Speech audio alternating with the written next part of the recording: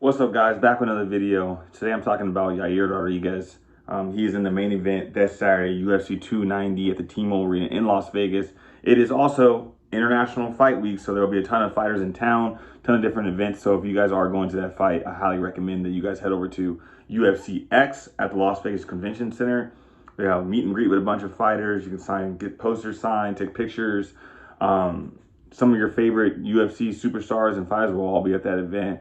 And they'll all be walking around Vegas, in and out of the resorts world, and in and around T-Mobile Arena. So I went last year to International Fight Week. It was a ton of fun and met a lot of cool fighters. But Yair Rodriguez, man, talk about a moment he has on Saturday, right? Yair Rodriguez went through the Ultimate Fighter, has went through so much adversity now to getting his moment to capture undisputed featherweight gold off of the pound for pound best fighter in the UFC right now, or he was before John Jones came back and took #1, was Alex Volkanovski.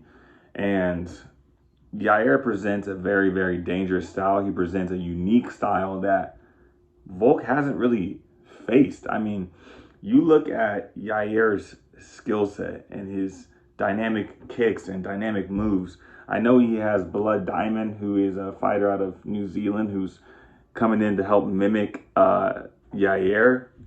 But guys, this will be Volk's toughest challenge to date at 145. I don't want to say that toughest challenge ever, because I think Islam was probably Volk's toughest challenge.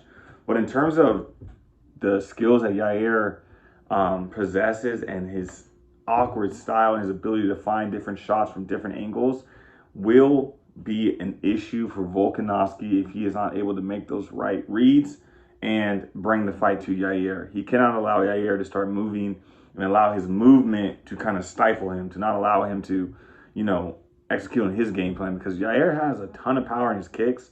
If you watch his fight against Josh Emmett, he beat the body up really well. He went to the head, and then on the ground, he's got submissions, right? A lot of people think that when Yair fought Brian Ortega, that maybe he submitted Brian Ortega with an armbar, and that's the reason why his shoulder came out.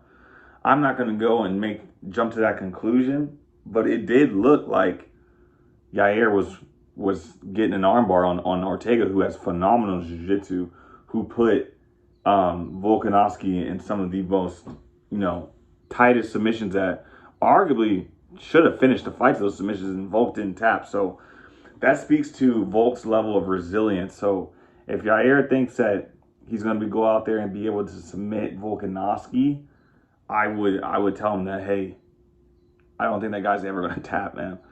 And I think you have to really get something very, very locked up, or get around that neck very, very deeply, in order for him to go out and go unconscious. I think Yair's best chance at winning this fight is by a spectacular KO. A KO from his movement.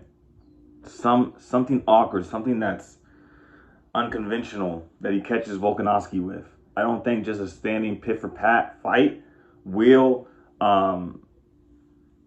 do it, but it's definitely something that is possible, right? Yair's the same height as Volkanovski, or same height as Max Holloway, and Volk did pretty good against Max Holloway, but Max Holloway doesn't have the movement that Yair possesses, and the kicks and all that stuff. So this is going to be a very interesting fight. If Yair is able to capitalize on this moment and become undisputed featherweight champion and close out that night at the T-Mobile Arena for UFC 290 with that belt, he's setting himself up for a rematch. He's setting with Volkanovski. He's setting himself up for another big payday. And he's putting Mexico on the map. And you got Brandon Moreno fighting right there on the co-main event. And if Brandon Moreno gets the job done, Mexico is going to leave on top at UFC 290. So Yair Rodriguez, man, high level of skill. And he possesses some serious threat to Volkanovski. And I can't wait for this fight. So make sure you guys tune in this Saturday, UFC 290. Make sure you guys like, comment, and subscribe on this video. I'll be back again tomorrow with another video. Let's go.